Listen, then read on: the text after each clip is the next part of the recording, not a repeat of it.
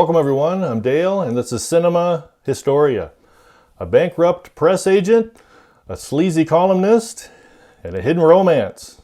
This week we're going back to 1957 for a film noir drama film called Sweet Smell of Success, starring Burt Lancaster and Tony Curtis. And this is directed by Alexander McKendrick. So where does our story begin this week? Well, it begins in Manhattan. So Sidney Falco, played by Tony Curtis, is a morally bankrupt Manhattan press agent.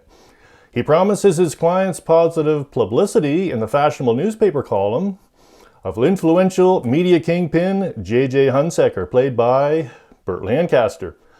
But Hunsecker is overly protective of his younger sister, Susan, and asks Falco to derail her romance with up-and-coming jazz guitarist Steve Dallas.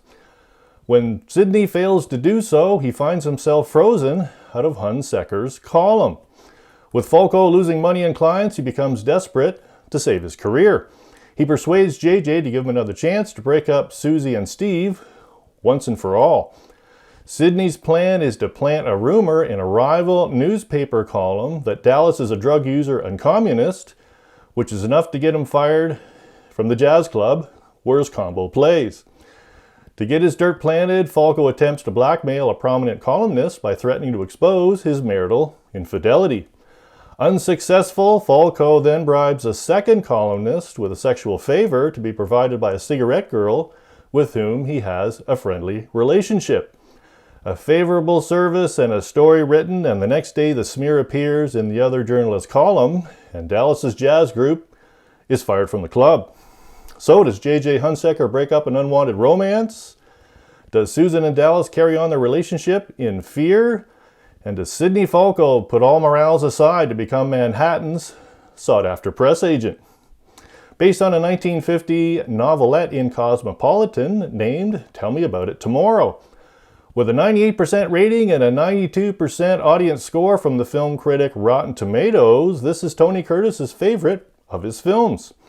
With 4 nominations and 3 wins, including the Motion Picture winner from Online Film and Television Association in 2012, the National Film Registry winner in 1993, at the Bambi Awards in 1958, it won Best Actor International for Tony Curtis, and in its 100 Years, 100 Heroes and Villains list, the American Film Institute named J.J. Hunsecker number 35 of the top 50 villains of all time, in 2003.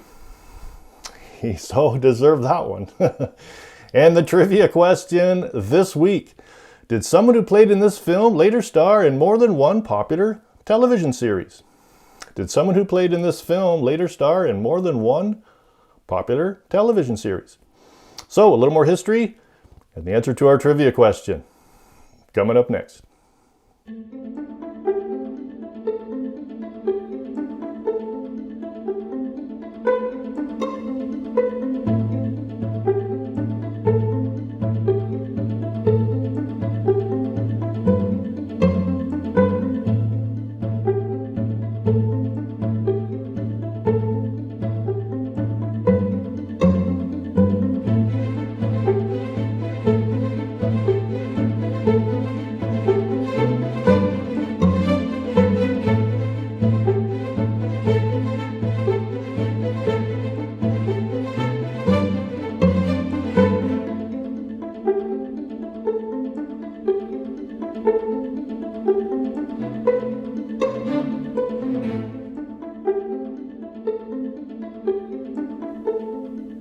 Now, since our film is highly acclaimed by film critics for its cinematography and screenplay, I thought it might be interesting to talk about this film's cinematographer, James Wong Howe, and to explain cinematography is the art of motion picture photography.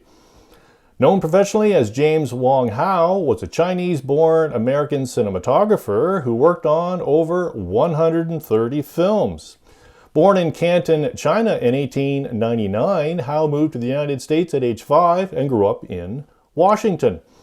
He was a professional boxer during his teenage year until a Brownie camera sparked an early interest in photography. After a chance encounter with a former boxing colleague who was doing some photography, Howe landed a low-level job in the film lab at famous Players Lasky. In 1917, film director Cecil B. DeMille launched his career as a camera assistant. To earn extra money, he also took publicity stills for Hollywood stars. Howe worked steadily as a cinematographer from 1923 until the end of the silent film era, and during the 1930s and 1940s, he was one of the most sought-after cinematographers in Hollywood due to his innovative film techniques. Howe was known as the master of the use of shadow and one of the first to use deep focus cinematography, in which both foreground and distant planes remain in focus. Howe also pioneered the use of wide-angle lenses and low-key lighting, as well as the use of the crab dolly. Howe earned 10 nominations for the Academy Award for Best Cinematography, winning twice, for The Rose Tattoo in 1955 and HUD in 1963. He also received Oscar nominations for such films as King's Row in 1942, The Old Man of the Sea in 1958, and Funny Lady in 1975. He was selected as one of the 10 most influential cinematographers in a survey of the members of the International Cinematographers Guild. Howe earned the nickname of Low-Key Howe because of his use of dramatic lighting and deep shadows, a technique that came to be associated with film noir. And the answer to our trivia question this week: did someone who played in this film later star in more than one popular television series? Yes, and it was the character of Steve Dallas who played Susan's boyfriend. Robert Vaughn originally landed the part of Steve Dallas, but was drafted into the Army before he could film any footage. So Martin Milner received this role. Martin Milner starred in the television series Route 66 on CBS from 1960 to 1964. And one of my favorites, Adam 12, on NBC from 1968 to 1975. In that series, Martin played LAPD patrol officer Pete Malloy. I'd like to thank everyone for taking the time out of their week for tuning back into my channel, and I'd like to finish off with a quick quote from Adam 12, only because I've always wanted to do this. One Adam 12, one Adam 12, see a 211 in progress, and a YouTube channel about a subscription. Thanks for watching, everyone.